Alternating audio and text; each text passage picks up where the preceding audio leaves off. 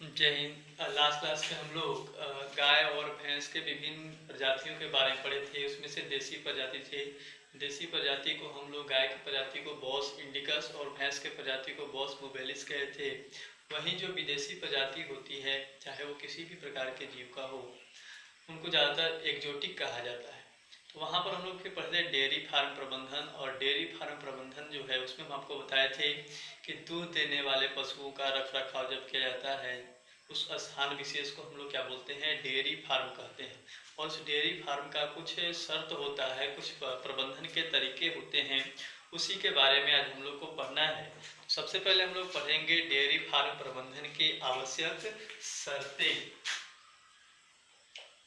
Dairy farm प्रबंधन की आवश्यक शर्तें।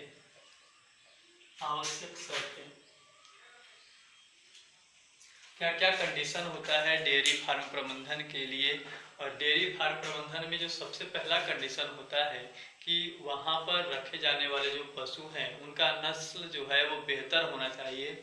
नस्ल का मतलब होता है कि अगर आप डेयरी फार्म रख रहे हैं तो उसमें दूध उत्पादन क्षमता वाले जो पशु हैं उनकी मात्रा क्या होनी चाहिए, अधिक होनी चाहिए। ना कि आप ट्राउट ब्रीड को ले आए जिनके बछड़े जो होते हैं वो कार्य करने में ज़्यादा निपुण होते हैं। तो अगर आप ऐसा करते हैं तो डेयरी फार्म का जो उत्पादन है वो घट जाएगा। तो डेयरी फार्म में सबसे पहला होता है नस्ल, और नस्ल कैसा होना चाहिए, हमेशा उच्च उत्पादन क्षमता वाला। और सिर्फ उच्च उत्पादन क्षमता वाला नहीं, साथ ही साथ वो कैसा होना चाहिए, रोग प्रतिरोधी होना चाहिए। तो देखिए जो पहला कंडीशन होता है वो होता है नस्ल, बेहतर नस्ल, बेहतर नस्ल। डेयरी फार्म में अच्छे उत्पादन के लिए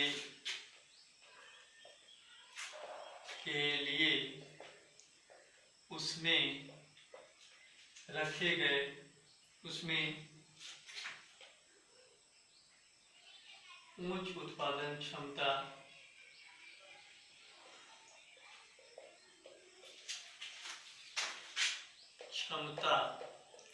एवं रोग प्रतिरोधी क्षमता वाले नस्लों का चयन किया जाता है।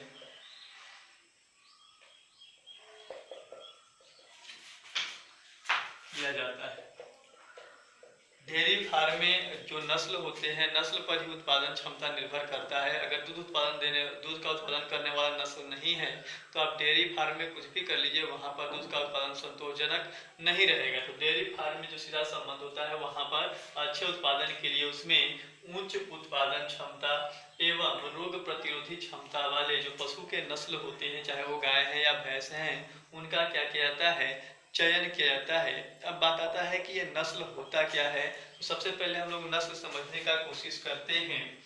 नस्ल क्या होता है, नस्ल पशुओं का ऐसा समूह होता है जिनका वंश समान होता है और जो दिखावट एवं आकृति में क्या होते हैं, एक दूसरे के समान होते हैं। ऐसे पशुओं के समूह को ही हम लोग क्या कहते हैं, नस्ल कहते हैं। देखिए फिर समझाते हैं उसको, नस्ल का मतलब क्या होता है, पशुओं का ऐसा समूह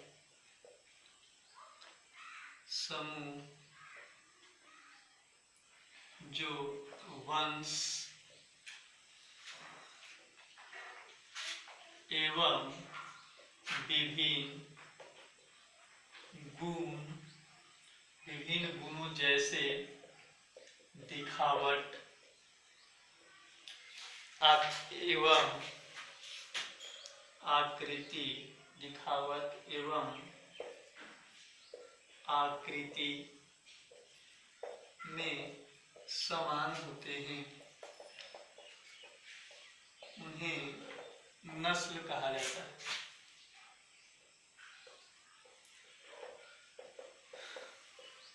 कह रहे कि पशुओं का ऐसा समूह जिनका वंश समान होता है, जो एक ही वंश के होते हैं तथा जो देखने में और जो शारीरिक बनावट होता है, उनका आकार होता है, उन सब में क्या होते हैं, एक दूसरे पशु एक दूसरे के क्या होते हैं, समान होते हैं। तो ऐसे पशु जो इन 3 गुणों में, उनका वंश, उनका आकार, उनका दिखावट, जो बाहर से देखने में कैसे लगते हैं, वो सब एक समान होता है। तो उन सभी को हम लोग क्या कहते हैं, एक नस्ल के कहते हैं। और यही नस्ल जो होता है वो अलग अलग प्रकार का होता है। दूध उत्पादन करने वाला नस्ल होता है, कार्य करने वाला नस्ल होता है, या बोस दोनों होता है। कुछ पशु बताए थे कि ऐसे भी होते हैं जो दोनों तरह से कार्यों में क्या होते हैं, उचित होते हैं, दोनों तरह के कार्यों को करते हैं। तो ये नस्ल है, ये इम्पोर्टेंट है, याद रखना है। नस्ल क्या होता है, एग्जाम में आया हुआ है, नस्ल किसे कहते हैं, तो इसको ध्यान रखना है। इसके बाद दूसरा जो कंडीशन आता है वो आता है आवास।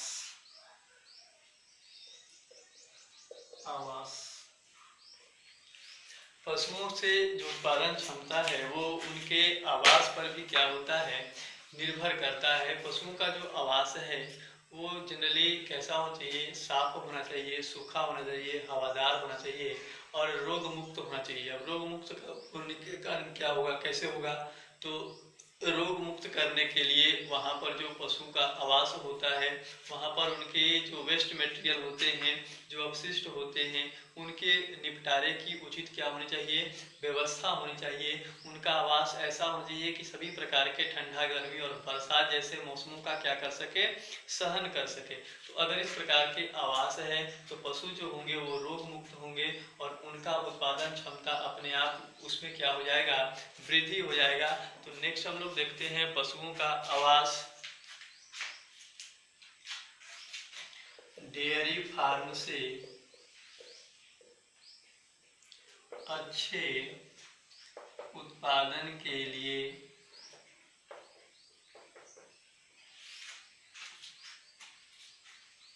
पशुओं का आवास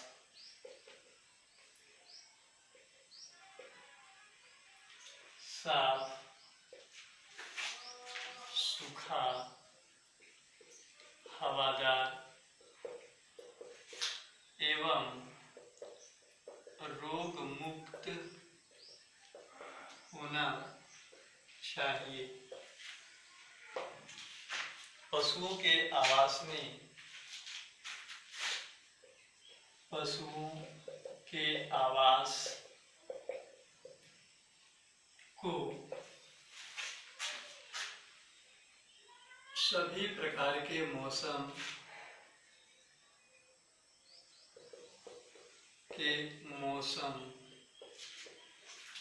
के अनुकूल होना चाहिए। सभी प्रकार के मौसम के अनुकूल होना चाहिए, इसका मतलब होता है कि ठंडा, गर्मी और बरसात के जो प्रभाव होते हैं, प्रतिकूल प्रभाव होते हैं, उसको वो आसानी से क्या कर जाए, सहन कर जाए। इसके साथ हम लोग देख सकते हैं नेक्स्ट पॉइंट, आवास में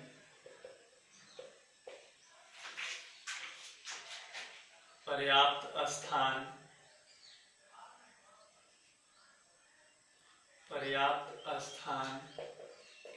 साथ साथ क्या चाहिए, अपशिष्टों के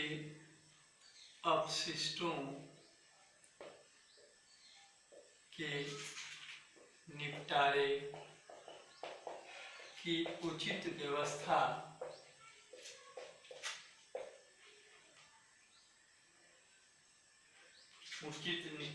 अपशिष्टों के निपटारे की उचित व्यवस्था होनी चाहिए।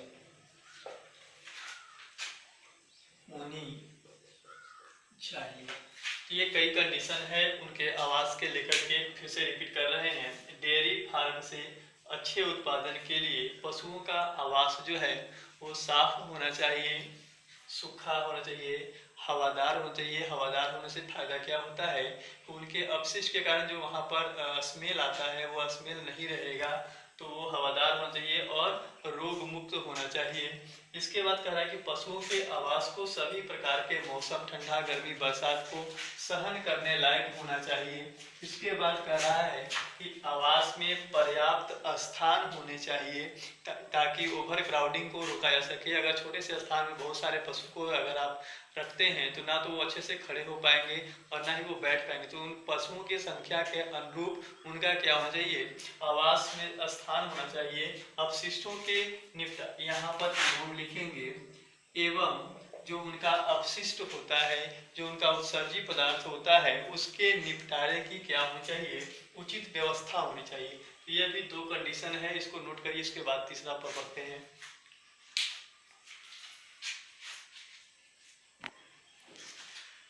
डेयरी फार्म प्रबंधन का जो तीसरा कंडीशन होता है वो होता है, यहाँ पर जनरली जो भी पशु रखे जाते हैं उनके भोजन के बारे में हम आपको बताए थे कि दूध उत्पादन का जो सीधा संबंध होता है वो पशुओं के दिए जाने वाले भोजन के ऊपर क्या करता है, निर्भर करता है। तो यहाँ तीसरा जो कंडीशन आता है वो भोजन आता है और इसमें लिख सकते हैं कि दूध उत्पादन पशुओं के दिए जाने वाले भोजन पर निर्भर करता है।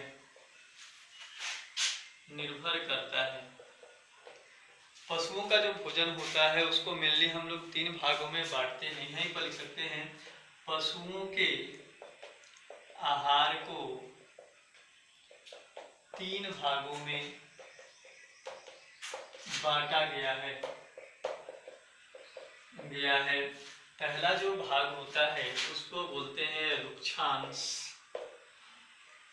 रुक्षांश का मतलब होता है रफेज।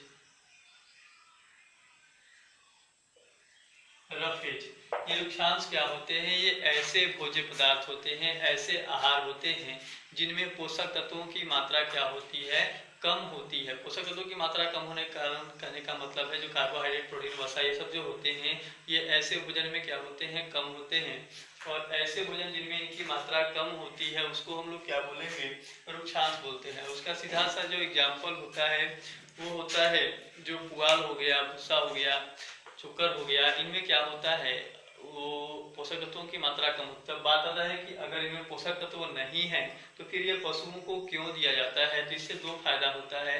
पहला चीज है कि पशु जो होते हैं इनको ग्रहण करने से उनका पेट भर जाता है और दूसरा कारण होता है कि इनसे उनका जो पाचन क्रिया है वो सही रूप से क्या करता है, काम करता है। तो इसीलिए वो पशुओं के भोजन में रुक्षांश का एक अपना इम्पोर्टेंस है, जिसको लिख सकते हैं ऐसे भोज्य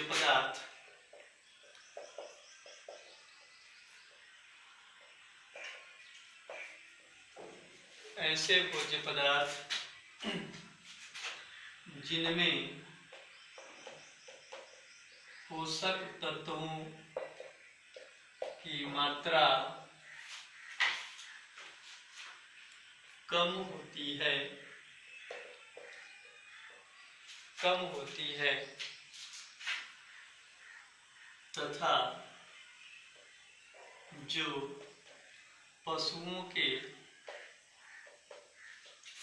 पेट भरने एवं पाचन तंत्र के सही कार्य करने के लिए आवश्यक होते हैं उसे रुक्षांश कहा जाता है।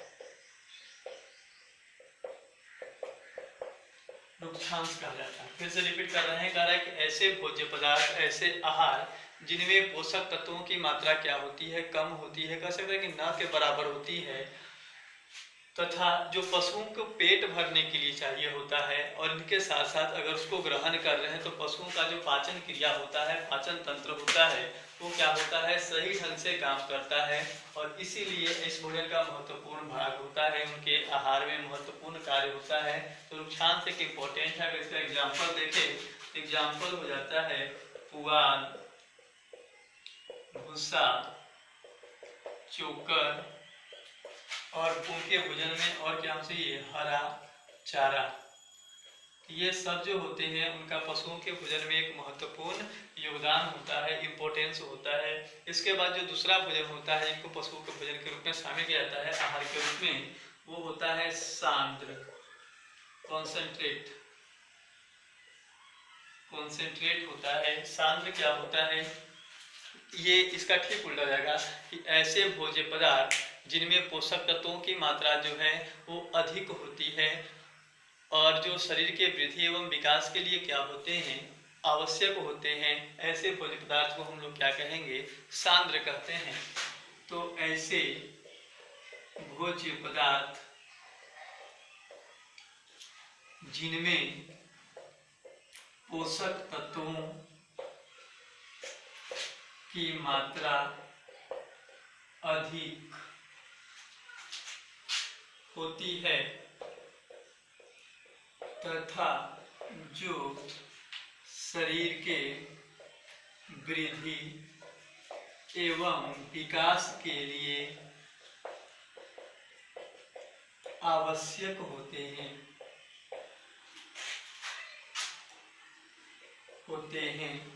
उन्हें सांद्र कहा जाता है। और इसमें कई तरह के आ जाएंगे। एग्जाम्पल में चना हो गया, ज्वार हो गया, बाजरा हो गया,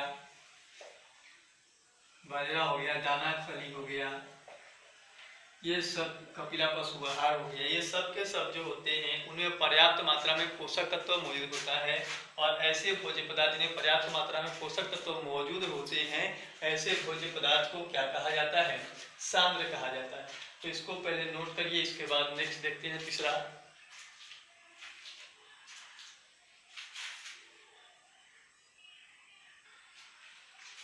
तीसरा जो आता है वो है स्वच्छ जल। स्वच्छ जल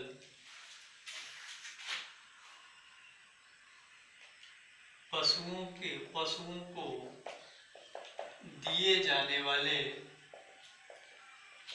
आहार में स्वच्छ जल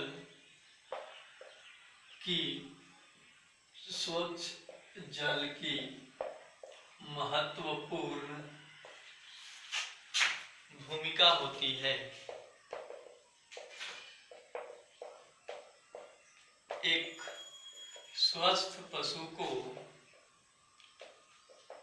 एक दिन में 27 से 36 लीटर शुद्ध जल की आवश्यकता होती है।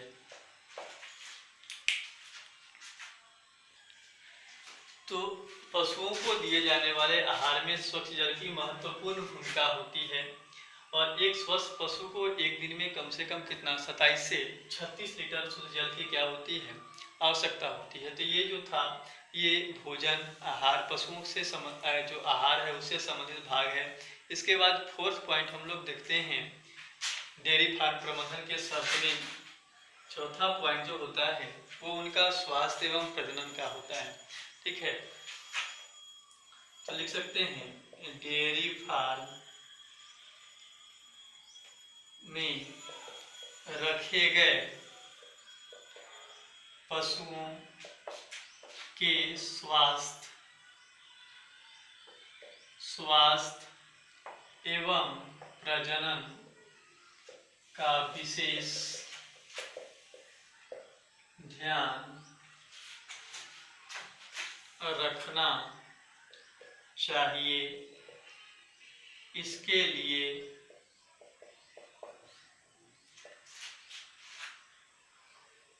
पशु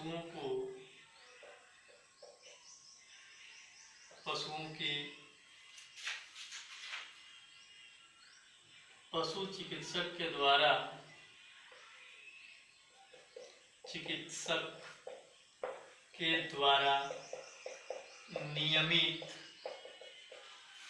जांच की व्यवस्था होनी होनी चाहिए। ये 4 पॉइंट हुआ। और 5वां पॉइंट जो होता है वो दूध उत्पादन, उसके भंडारण और उसके परिवहन के ऊपर क्या करता है, निर्भर करता है। मान लीजिए आप कितना भी करके दूध उत्पादन को बढ़ा ले, अगर सही तरह से दुग्धीकरण नहीं होगा, उनको निकाला नहीं जाएगा, उनका भंडारण नहीं होगा और समय पर अलग अलग जगहों पर परिवहन अगर नहीं किया जाएगा तो वो दूध जो है वो खराब हो जाते हैं। और इससे भी क्या हो सकता है, डेयरी फार्म प्रबंधन का नुकसान हो सकता है। तो डेयरी फार्म प्रबंधन के अच्छे उत्पादन के लिए उचित दुग्धीकरण, उनके भंडारण एवं परिवहन की क्या होनी चाहिए, उचित व्यवस्था होनी चाहिए। तो नेक्स्ट पॉइंट आता है 5वां,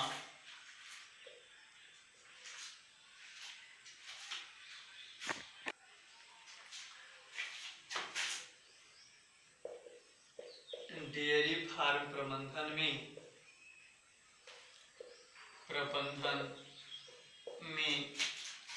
दुग्धीकरण दुग्धीकरण का मतलब दूध निकालना, दुग्धीकरण, उसके भंडारण एवं परिवहन की उचित व्यवस्था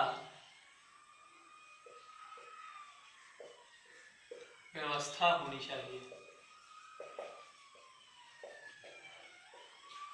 इसको नोट कर लीजिए, उसके बाद आगे बढ़ते हैं। तो अभी तक हम लोग डेयरी फार्म प्रबंधन पढ़ रहे थे। ये जो डेयरी फार्म प्रबंधन इससे क्वेश्चन आया हुआ है 2015 में।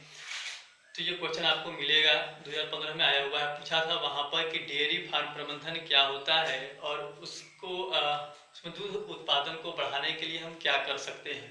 तो डेयरी फार्म, इसको लिखने के लिए डेयरी फार्म का डेफिनेशन से लेकर के पूरा यहाँ तक जो 5 कंडीशन बताए हैं।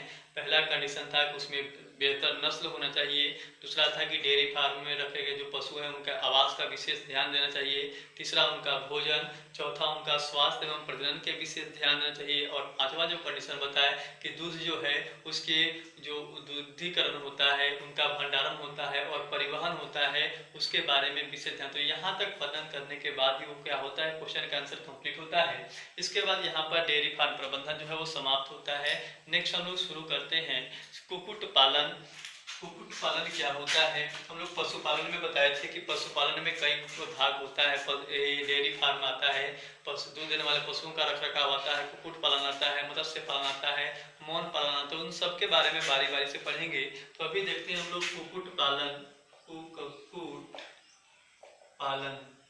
कुक्कुट पालन जो होता है इसको जनरली हम लोग मुर्गी पालन के नाम से भी जानते हैं। ये क्या होता है, व्यावसायिक स्तर पर।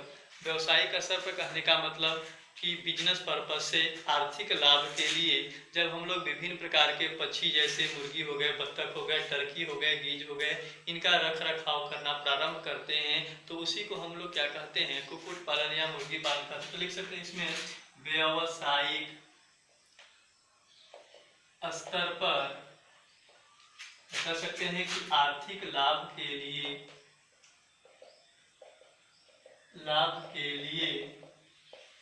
विभिन्न प्रकार के पक्षी जैसे मुर्गी, बत्तख,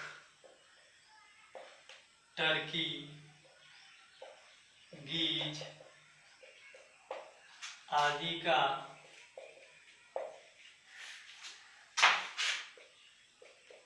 रख रखाव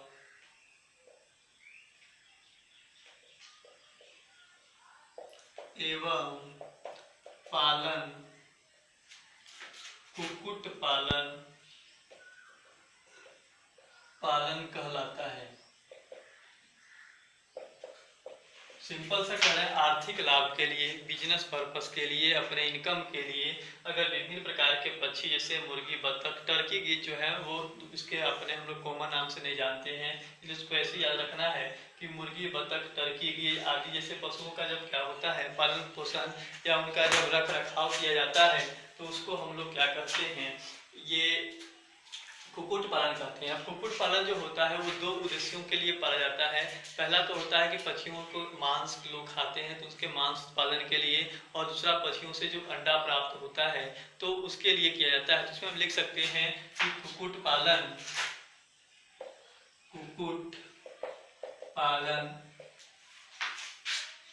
मुख्य रूप से मांस एवं अंडा प्राप्ति के उद्देश्य से किया जाता है।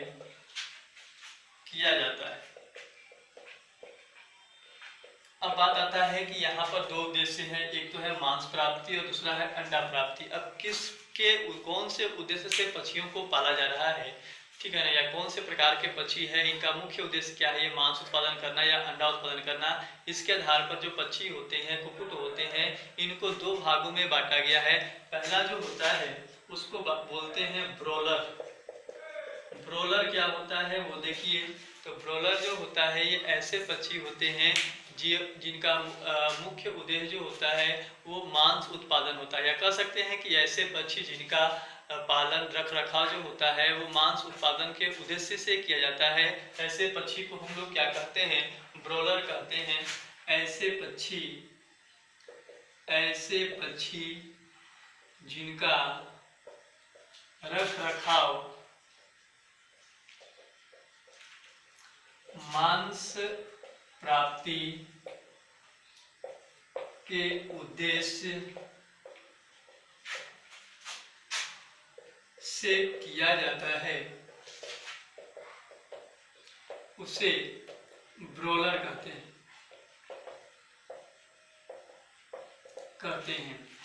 और इसके बाद आता है दूसरा लेयर क्या होता है, ये मांस वाला हो गया, तो दूसरा क्या होगा, अंडा वाला। कह सकते हैं ऐसे पक्षी जिनका रख रखाव अंडा प्राप्ति के उद्देश्य से किया जाता है उसे लेयर कहते हैं। तो यहाँ से दो है, मांस प्राप्ति के उद्देश्य से पाले गए मुर्गियों को ब्रोलर या पक्षियों को ब्रोलर कहा जा रहा है, और जिनसे अंडा प्राप्ति होता है उसको लेयर। यहाँ से ऑब्जेक्टिव क्वेश्चन आता है, ध्यान रखना, ये बहुत अभी देखने में आपको आसान भले लग रहा है लेकिन ये बहुत एग्जाम में आता तो कठिन हो जाता है। ब्रोलर जब आएगा कि अंडा उत्पादन के उद्देश्य से पाले गए मुर्गियों को क्या कहा जाता है, तो वो पहला ऑप्शन जो आपको मिलेगा वो ब्रोलर लिखा होगा, क्योंकि हम लोग बॉयल अंडा बहुत सारे लोग जो है वो खाते हैं, उसके शौकीन होते हैं। तो जैसे ही अंडा उत्पादन सुनते हैं तो उससे सीधे बॉयल पर ध्यान जाता है, और पहला ऑप्शन आपको क्या दिखाई देता है, ब्रोलर दिखाई देता है। तो उसी को आप क्या कर देते हैं, टिक कर देते हैं, जिसको ध्यान से पढ़ना है। ब्रोलर जो होता है उसका मुख्य उद्देश्य होता है मांस का उत्पादन करना, और जो लेयर होता है, एग लेइंग सुने होंगे, लेयर जो होता है वो क्या करता है, उसका उद्देश्य अंडा प्राप्ति के लिए होता है। तो दोनों में इंपॉर्टेंट है, यहाँ से ऑब्जेक्टिव क्वेश्चन आते हैं, तो आप इसको भी क्या कर लीजिए, नोट कर लीजिए। इसके बाद आगे बढ़ते हैं।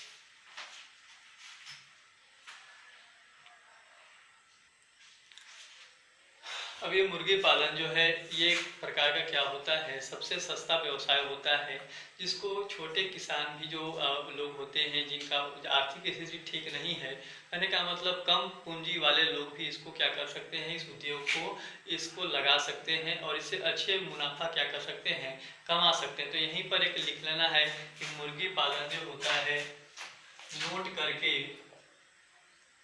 मुर्गी पालन जो है वो एक तरह से हम लोग क्या कर सकते हैं कि सबसे लोकप्रिय एवं जो सस्ता, या कह सकते हैं कि कम पूंजी में शुरू होने वाला एक प्रकार का क्या है, उद्योग है। इसको कह सकते हैं मुर्गी पालन एक लोकप्रिय एवं सस्ता उद्योग है, जिसे कम पूंजी में भी प्रारंभ किया जा सकता है।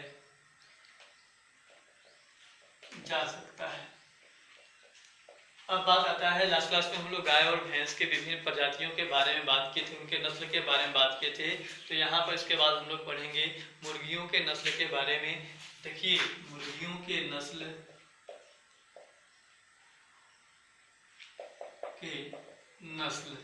और इनको भी दो भागों में बांटा गया है। एक होता है देसी, जिसको इंडियन ब्रीड कहते हैं, और दूसरा होता है विदेशी, जिसको एक्जोटिक ब्रीड कहते हैं। तो ये इंडियन ब्रीड जो होता है उसमें कई प्रकार के आ जाते हैं। असील आता है, बरहना आता है, बसरा आता है, चिटगांव होता है, घाघूस होता है।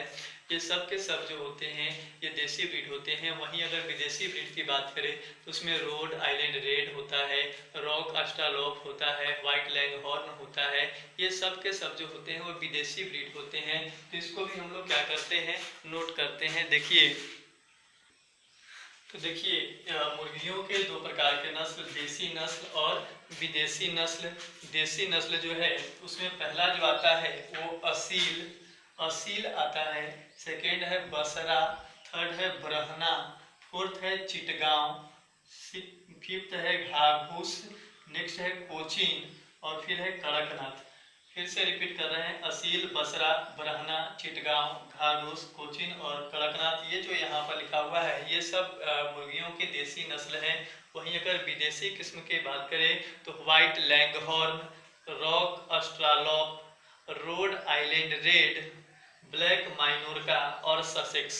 एक बार फिर से रिपीट कर रहे हैं, व्हाइट लैंगहॉर्न, rock australorp, Rhode Island red, black Minorca और ससेक्स। ये सब के सब जो हैं वो विदेशी किस्म के क्या है, नस्ल के मुर्गियां हैं। इसी के बाद नीचे यहाँ पर स्पेस नहीं इसलिए यहाँ पर लिखना, इसको नीचे लिख लीजिएगा, संकर नस्ल के मुर्गियां। संकर नस्ल का मतलब होता है जिनको इनके और इनके बीच में क्रॉस करके तैयार किया गया है। उसमें पहला आता है ILS 82 और ये जो होता है वो 200 अंडा देता है। ठीक है, ये प्रतिवर्ष जो है वो अंडा कितना देता है, 200 अंडा देता है। और दूसरा होता है HH 260 और ये जो मुर्गी का वैरायटी है ये 260 अंडा देता है प्रतिवर्ष। तो ये संकर नस्ल के मुर्गियां हैं जिन्हें क्या किया गया है, अलग अलग मुर्गियों के ब्रीड के साथ क्रॉस कराया गया है। बाकी इसके बाद हम लोग को पढ़ना है, जैसे हम लोग डेयरी फार्म प्रबंधन पढ़े ठीक उसी प्रकार से कुक्कुट फार्म प्रबंधन पढ़ेंगे और वो अगले क्लास में पढ़ेंगे। तो क्वेश्चन आंसर उम्मीद करते हैं आप लोग कर लिए होंगे पिछले क्लास का, और जो नहीं किए हैं तो जरूर कर लीजिएगा, क्या कि अंत में रिवीजन का समय आपको नहीं मिलेगा और यही एक प्रकार से क्या होगा, रिवीजन होगा। और जो नहीं आ रहा है उसको जरूर पूछिए। चलिए, धन्यवाद।